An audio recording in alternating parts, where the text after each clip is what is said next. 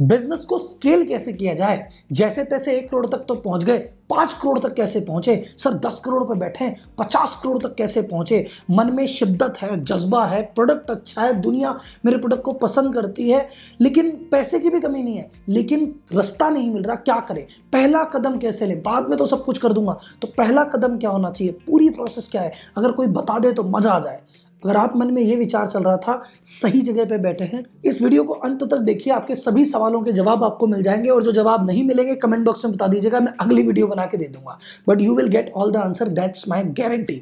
तो अगर इस चैनल पे नए हैं, अभी तक सब्सक्राइब नहीं किया तो प्लीज सब्सक्राइब कर दीजिए, और वीडियो पसंद आए तो लाइक जरूर कर दीजिएगा। तो इसी के साथ करते हैं वीडियो की शुरुआत।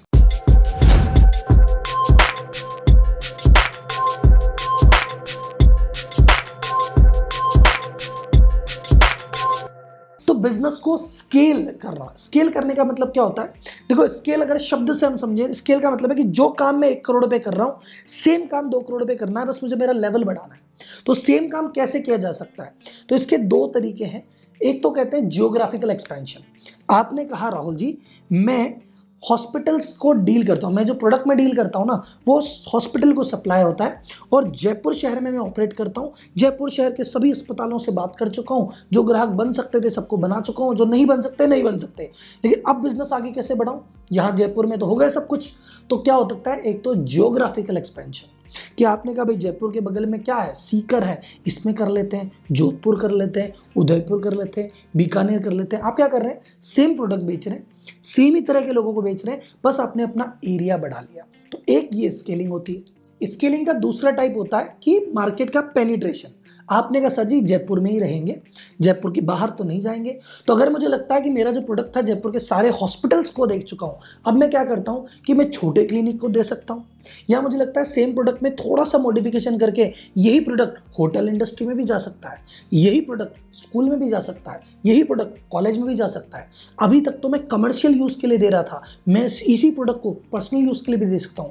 तो आपने क्या किया, सेम मार्केट में चाहे प्रोडक्ट में थोड़ा सा चेंज किया, या आपने इंडस्ट्री को चेंज किया और आपने वहां स्केलिंग कर ली। तो ये दूसरे तरह की स्केलिंग है। आप जिस भी तरह की स्केलिंग करना चाहें चूज कर लीजिए। अब आता है सेकंड स्टेप, वो होता है सेल्स एंड मार्केटिंग। सर देखो एक्सपेंशन करना है तो सेल्स एंड मार्केटिंग करनी है, इसकी बहुत सारी टेक्निक है। अब आपको लगता है कि सर जी मैं जगह जगह मेरी दुकान खोल दूं, कि जयपुर के बाहर जोधपुर में दुकान खोल देते हैं, उदयपुर में दुकान खोल देते हैं, या आप कह सकते हो कि नहीं मैं दुकान नहीं खोलता, वहां के जो डिस्ट्रीब्यूटर है मैं उनको माल दे देता हूं, वो बेच देंगे। या तीसरा आप कह सकते हैं कि नहीं सर डिस्ट्रीब्यूटर नहीं बना रहा, मैं फ्रेंचाइजी देके माल बेच देता हूं। तो आप कोई सा भी तरीका काम में ले सकते हैं एक्सपेंशन का। अच्छा इनमें से तरीका चाहे आप कोई सा भी काम में ले, इस सब के लिए टीम आपको चाहिएगी।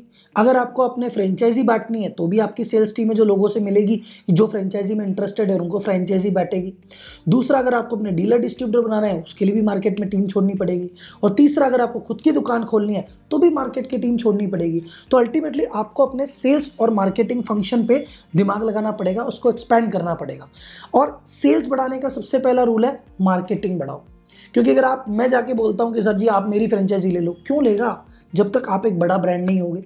मैं कहता हूं भैया मेरा प्रोडक्ट का डिस्ट्रीब्यूशन ले लो, वो कहता है मैं डिस्ट्रीब्यूशन ले लूंगा, लेकिन आप कौन सा बड़े ब्रांड हो, आपका माल बिकेगा क्या। तो आपको मार्केटिंग पे ध्यान देना पड़ेगा, आपको अपनी सेल्स टीम पे ध्यान देना पड़ेगा। और इन सारे एफर्ट के द्वारा आप क्या करते हैं, अपनी डिमांड साइड को बढ़ा रहे हैं। कि अगर आज की डेट में मेरे पास 10 करोड़ की डिमांड है, तो अगर मुझे 10 करोड़ से 20 करोड़ जाना है तो मेरे पास 20 करोड़ की डिमांड भी तो जनरेट होनी चाहिए। अब चाहे ऑनलाइन मार्केटिंग करो, चाहे ऑफलाइन मार्केटिंग करो, चाहे फील्ड पे बंदे दौड़ाओ, चाहे सोशल मीडिया पे ऐड दौड़ाओ, आपको ज्यादा से ज्यादा लोगों तक पहुंचना है। आपका प्रोडक्ट, आपकी सर्विस, आपकी कंपनी का नाम ज्यादा से ज्यादा लोगों को पता होना चाहिए, अवेयरनेस होनी चाहिए। अब आता है स्टेप 3। स्टेप 1 क्या था, मार्केट चूज कर लिया। स्टेप 2 क्या था, डिमांड पे काम किया। स्टेप 3 क्या है, सप्लाई पे काम करो। आपका 10 करोड़ की सेल थी, अब आप मार्केट में गए, फ्रेंचाइजी बांटी, डिस्ट्रीब्यूशन किया, नया ऑफिस खोला, कस्टमर भी आ गए, मार्केटिंग सॉलिड, सेल सॉलिड। अब अगर डिमांड आ गई, क्या पूरी कर पाओगे। क्या अगर आप मैन्युफैक्चरिंग करते हैं तो क्या उतना माल बना पाओगे, उतनी कैपेसिटी है बनाने की। या आप अगर खरीदते हो तो क्या जिससे खरीदते हो उसकी कैपेसिटी है, इतना माल आपको दे देगा। क्या एक ही वेंडर से उतना माल हो जाएगा, या आपको वेंडर भी और डेवलप करने पड़ेंगे। तो आपको अपनी सप्लाई साइड डेवलप करनी पड़ेगी।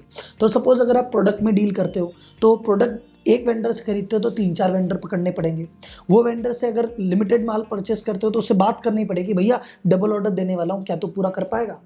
और अगर खुद बनाते हो तो उसका भी देखना पड़ेगा, क्या आपके पास उतनी कैपेसिटी है, क्या उतनी मशीनें हैं, क्या उतनी लेबर है, आप बना पाओगे। फिर अगला स्टेप है आपको उस पर काम करना पड़ेगा। तो आपको किस पे काम करना, अपने मशीन पे काम करना पड़ गया, मटेरियल पे काम करना पड़ गया, लेबर पे काम करना पड़ गया। आपको अपना ऑफिस स्टाफ भी तो देखना पड़ेगा, क्या आपका अकाउंटेंट इतनी एंट्री कर पाएगा, वहां भी तो हायरिंग करनी पड़ेगी। क्या आपका कोटेशन बनाने वाला इतनी कोटेशन बना पाएगा, सर उस पर भी तो वर्किंग करनी पड़ेगी।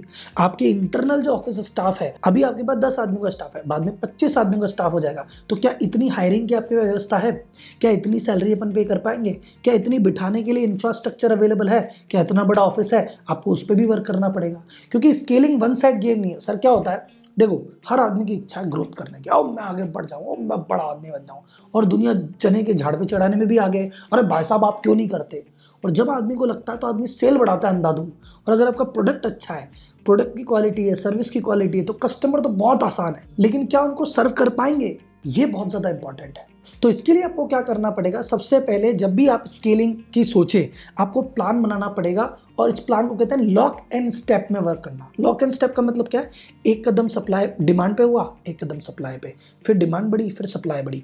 क्यों? क्योंकि अगर आपने सिर्फ सेल्स और मार्केटिंग पे धूम मचा दी तो एकदम से डिमांड बढ़ जाएगी, आपके पास सप्लाई नहीं है। आपके कस्टमर ऑर्डर मांग रहे हैं, आप दे ही नहीं रहे, आप माल बना नहीं पा रहे, माल खरीद नहीं पा रहे, आपके बंदे वर्क नहीं कर पा रहे, तो कस्टमर की शिकायत आने लग जाएगी, ये नाराज हो जाएंगे और ये कस्टमर बेस टूट जाएगा, और ये जितनी मेहनत की ना सब वेस्ट हो जाएगी। आपने कहा राव जी ये तो बड़ी बात है, मैं एक काम करता हूँ, मेरी फैक्ट्री की कैपेसिटी बढ़ा लेता हूँ, आदमी हायर कर लेता हूँ, पर सर उसके अकॉर्डिंग डिमांड नहीं आई तो भी निमट जाओगे।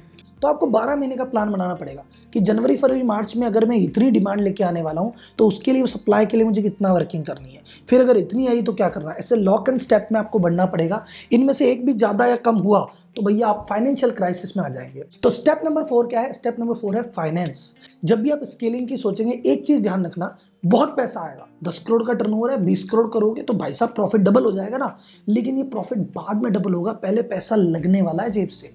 क्योंकि पहले मार्केटिंग पे खर्चा करना पड़ेगा, पहले सेल्स की टीम डेवलप करनी पड़ेगी, पहले बंदे की हायरिंग करनी पड़ेगी, पहले आपको अपनी कैपेसिटी डबल करनी पड़ेगी, पहले ऑफिस में अरेंजमेंट करना पड़ेगा। क्या इन सभी चीज करने के लिए आपके पास एडिशनल पैसा है? ये जो 10 करोड़ का बिजनेस कर रहे हो, क्या इससे इतना प्रॉफिट आ पा रहा है? और जितना भी प्रॉफिट आ रहा है, कहीं ऐसा तो नहीं कि प्रॉफिट तो कमा लिया लेकिन अभी डेटर से पैसा आया नहीं। क्या वो प्रॉफिट आया और क्या वो प्रॉफिट कैश में कन्वर्ट हुआ? क्या आपके पास कैश है? और आप कहते हो राहुल जी मेरे पास 20 लाख का कैश है, जरूरत तो 50 लाख की है, तो क्या ये 30 लाख रुपए आपको बैंक दे पाएगी? इतनी बैलेंस शीट आपकी स्ट्रांग है? और अगर बैलेंस शीट बैंक कहती है कि हाँ भी मैं 30 लाख का दे दूंगी, तो क्या आपकी जो फर्दर एक्सपेंशन के बाद आप उसका ब्याज चुकाने और मूल चुकाने की कैपेसिटी में हो? ये फाइनेंशियल नॉलेज भी आपको होनी बहुत ज्यादा जरूरी है। तो चलते हैं वीडियो के कंक्लूजन की तरफ। तो हमने क्या देखा कि स्केलिंग करना बड़ी बात नहीं है, आसान बात है, की जा सकती है, लेकिन बच्चों का खेल नहीं है। आपको हर पहलू पे काम करना पड़ेगा। आपको हायरिंग सीखनी पड़ेगी, हायरिंग कैसे करें। गलत हायरिंग होगी तो पंगा, नई हायरिंग के चक्कर में पुराने छोड़ गए तो पंगा।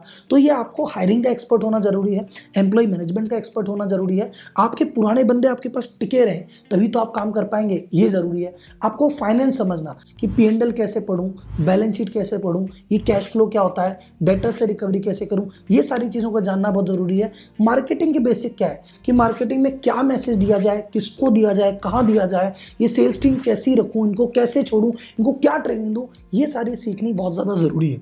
तो अगर आप ये सारी चीजें सीखना चाहते हैं तो अगर आप मेरे चैनल पे नए हैं तो इसको सब्सक्राइब कीजिए और चैनल को एक्सप्लोर कीजिए। इससे रिलेटेड बहुत सारी वीडियो चैनल पे ऑलरेडी मौजूद है।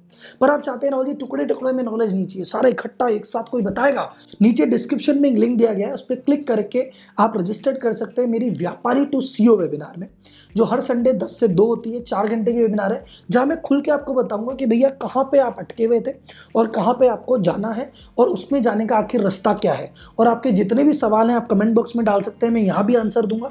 और लाइव सुनना चाहते हैं तो 10 से 2 की वेबिनार में आइए, वहां पे मैं लाइव आंसर दूंगा। तो आई होप आपने अभी तक वीडियो को लाइक तो कर ही दिया होगा, सब्सक्राइब भी कर दिया होगा, इसको बहुत ज्यादा से ज्यादा बिजनेस ग्रुप में शेयर भी कर दीजिए। तो मिलते हैं अगली वीडियो पे, तब तक के लिए धन्यवाद, जय हिंद।